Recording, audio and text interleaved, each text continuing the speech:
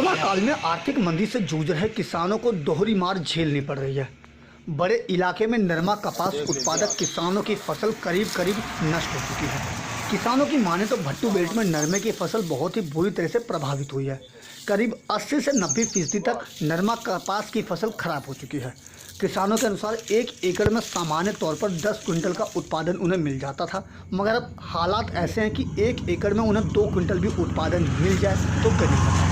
किसानों ने बताया कि उखाड़ा रोग और सफ़ेद मक्खी के प्रकोप के कारण उनकी खड़ी फसल तबाह हो गई है। वहीं रही सही कसर बरसात ने पूरी कर दी है। पिछले दिनों हुई तेज बरसात के बाद खेतों में जल भराव हो गया, जिससे उनकी फसलें खराब हो गई। पहले सफ़ेद मक्खी, फिर उखेड़ा रोग और अब जल भराव ने किसानों की कमर तोड़ कर रख दी है। किसान अब सरकार की ओर आशा भरी दृष्टि से देख रहे हैं। किसानों का कहना है कि 1 एकड़ फसल तैयार करने में उनका करीब 20,000 रुपये का खर्चा हुआ है, इसलिए सरकार उन्हें कम से कम 20,000 रुपये प्रति एकड़ के हिसाब से मुआवजा दे ताकि उनके नुकसान की भरपाई हो सके। वहीं इस पूरे मामले में विभाग से जुड़े अधिकारी भी मानते हैं कि इलाके में अनेक जगहों पर नरमा कपास की फसल बीमारियों, सफ़ेद मक्खी और फिर तेज बरसात से काफ़ी हद तक प्रभावित हुई है।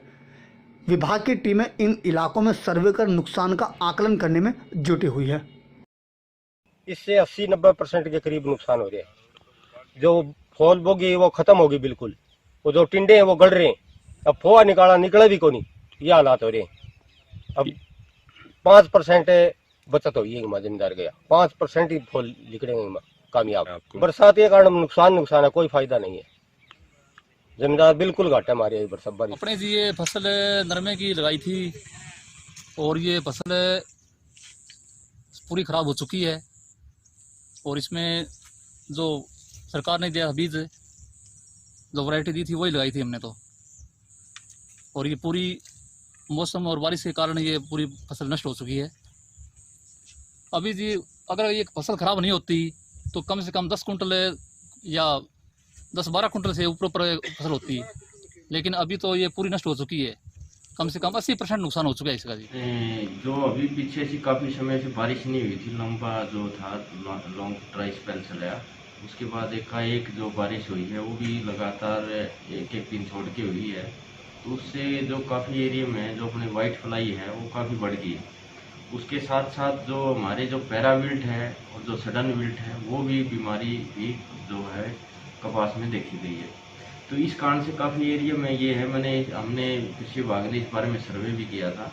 तो काफ़ी जो भट्टू के जो काफ़ी गांव है, जैसे रामसरा, गदली, ठोइया है और किडान, बनगांव, तो इसमें हमारी टीम ने पूरा इंस्पेक्शन कराया। तो इसमें काफ़ी एरिया में जो है आप बता रही ये समस्या है, और इसमें कम से 50 से 55% तक फसलों का इसमें इस बीमारी से इस पर इफेक्ट हुआ है। इसका मैं बता दूं आपको, हरियाणा के लगभग 16 जिलों में कपास की खेती होती है, जिसमें से मुख्य रूप से सिरसा, फतेहाबाद, हिसार, जींद और भिवानी। और मैंने लगभग सभी जिलों का पिछले 4-5 दिन में दौरा किया है। तो अगर इस साइड से शुरू करें कि सिरसा से लेके सिरसा, हिसार, फतेहाबाद, भिवानी 4 जिलों में समस्या ज़्यादा है। एरिया भी यहाँ पे लगभग 70% एरिया टोटल एरिया का इन 4 जिलों में कवर करता है। हरियाणा में लगभग 7,38,000 हेक्टेयर में इस साल कपास की सोइंग हुई है, तो लगभग 5 लाख हेक्टेयर इन 4 जिलों में बनता है। उसके आगे की अगर बात करें, रेवाड़ी, महेंद्रगढ़ साइड में जो राजस्थान के लगते ज़िले हैं, वहाँ पे भी फसल थोड़ी ख़राब है, पर वहाँ पे समस्या कुछ अलग तरह की है। वहाँ पे फार्मर खाद की मात्रा का कम यूज़ करता है, जिसकी वजह से कपास जब पैदा होते हैं, इस टाइम जो फ्रूट पैदा हो रहे हैं, टिंडे जब बन चुके हैं, उस टाइम जब ज़्यादा प्रेशर होता है और नीचे ज़मीन क्योंकि उनकी रेतीली है और खाद का प्रयोग कम किया गया है, तो उस टाइम प्लांट सूख जाते हैं। तो उन जिलों की समस्या कुछ अलग तरह की है। रोहतक, झज्जर, जींद, कैथल, इन जिलों की बात करें तो यहाँ पे कपास बहुत अच्छी है, बहुत हल्की कोई छोटी मोटी प्रॉब्लम